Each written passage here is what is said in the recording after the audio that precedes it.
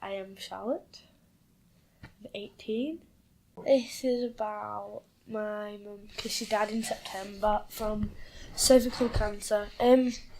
She had it for about 4 years, because I didn't think it was very serious, because at the time it wasn't. But yeah, because she had it, and then she got poorly, she went into hospital, and then she got better again, and then about a year ago it kind of just started. It didn't start again, it was still there, but it came back again, and then she went bald, and that's when we really knew that it was a problem. I'd accepted it about 2 or 3 weeks before, because she'd lost the hair, but I thought, oh, do you know, people just lose the hair, with cancer, they can recover. But then I was like, oh, she's because she kind of went loopy. But it wasn't a sad kind of thing, it was more like a funny thing, because there was one time where we were sat in hospital one day, and she was like, I'm starving, I haven't eaten all day. I was like, yes, you have, you had 5 meals. She was like, I haven't.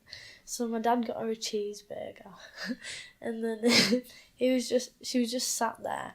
My dad was like, is it nice? And she put the cheeseburger in front of her mouth and opened it and made it speak. She was like, yes, it's very good. I was like, oh no, stop. It was just awful. I can definitely relate to some of the hard times that they had. But yeah, it was hard. I did feel for her, I really did, because I know that it is a really hard thing to go through in the whole family. But yeah, it's just one of those things, you need to be there for the person and try and give them as much care and be there for them and support, if you know what I mean. She probably did change in some ways, but I mean everybody does when they go through something like that. At times she was a bit more distant, but you've got to respect that, because obviously you have gone through a really hard time. But there's other times when she did want you to be there and she did want you to care and stuff like that, and when she's really emotional and she wanted help. So you've got to be there for all of it, really. You can't just be there for the good, and then when they get one of the bad days, when they do get really upset, you can't just leave them. Alice was there. Alice said goodbye with me, and then obviously all my close family and friends were. I think because Alice was really, really close with my mum, it was sad for her as well. I don't think she really knew how to react, because on that day I didn't actually know she was I didn't know that was going to be her last day. So I said to Alice, oh, come with me because this might be your last chance. But then we were there, and I'm really glad that she was there though, because I don't cry very often. And I only cried because Alice cried. I was like, oh, it's okay to cry now, so I'll do that. It probably was a bit more I'm not going to say difficult, but it obviously meant a lot more, if you know what I mean.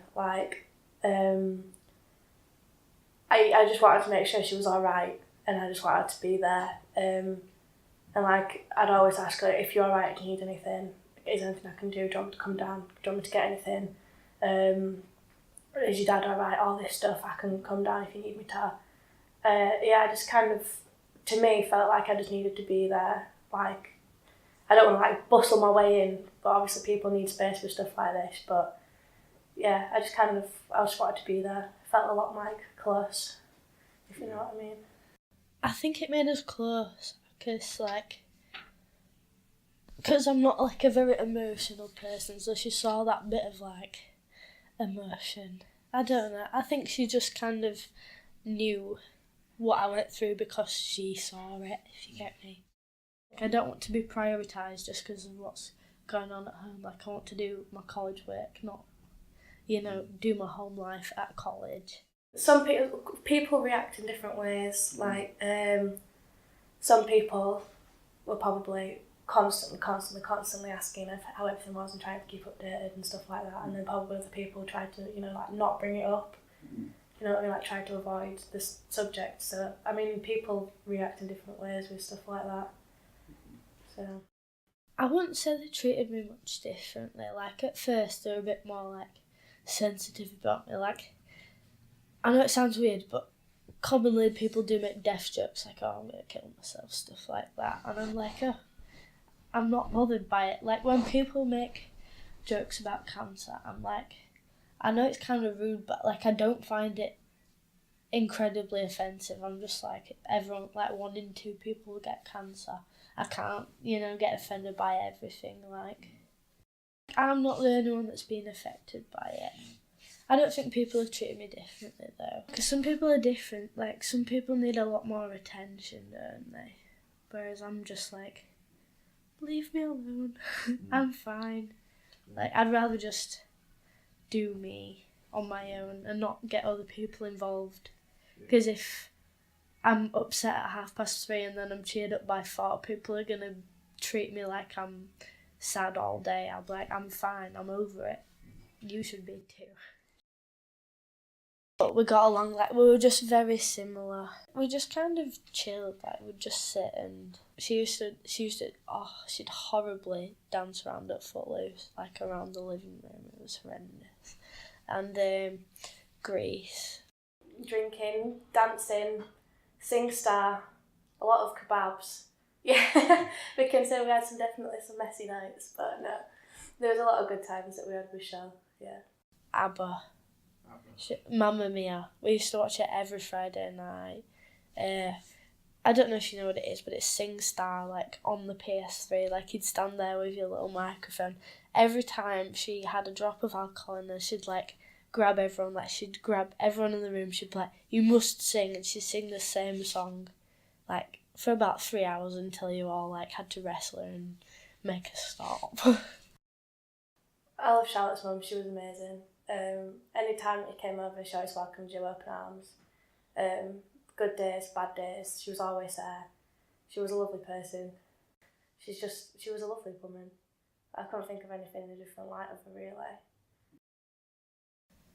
I kind of just got on with it. Like there was points where I just needed some time to myself, but I did really just get along with it. I missed college for the first few weeks, and I'm still catching up with that because obviously I missed so much time. But apart from that, I just kind of, the gap year, yeah. I only decided a few weeks ago, but I'm going to move out of my house and move in with my boyfriend, so I need to get a job first. Yeah. Plus, I want some experience before I go to uni. My dad would never talk about his feelings, but now he'd kind of be like, I'm upset, I need like some comfort or something. But then it's kind of like everyone gets a bit emotional or like frustrated sometimes, and it does cause a bit of friction in the house. But yeah. Nobody should be left alone in any situation, like even if it's with something like this or just in general life. Somebody always needs someone to talk to.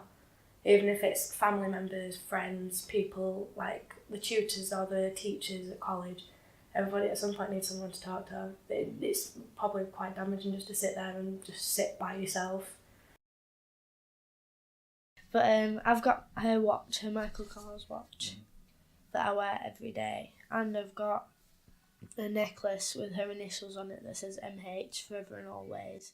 I've got my bumblebee, which is yet to be finished because I'm going to get a flower next to it, because the favourite flower is a lily flower, and to be fair, I just think it's cute. Me and my cousin are going to get matching ones. We're going to get Roman numerals of her birthday, and then her name was Michelle and her nickname was Shell, so I'm going to get a shell in the middle of it. But I'm going to have that put next to my turtle because it's kind of sea life related.